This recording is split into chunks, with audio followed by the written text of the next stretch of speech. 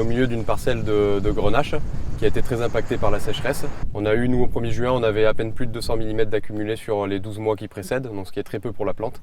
La plante, pour se protéger, du coup, a une croissance bien moindre par rapport à d'habitude. En temps normal, l'an dernier, cette vigne avait poussé 3 fois plus à peu près.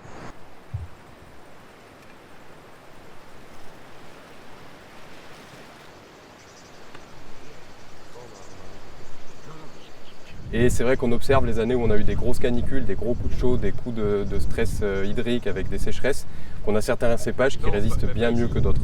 On a le cépage Carignan, par exemple, qui est un empirique, qui était très planté il y a longtemps, qui a été un peu découragé dans les années 70-80, qui en fait revient un peu.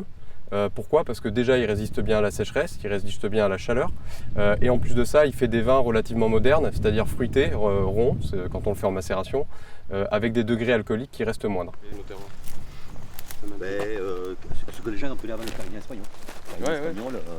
Je pense que quand le climat est plus fort que nous, c'est la sagesse qui devrait prédominer. C'est-à-dire que quand vous plantez une plante, il faut laisser le temps au temps. Il faut la laisser pousser avant qu'elle fasse des racines, avant qu'elle fasse des raisins. Et il va falloir peut-être revenir à des méthodes plus respectueuses de la plante et donc accepter que la nature est plus forte que nous. Oui.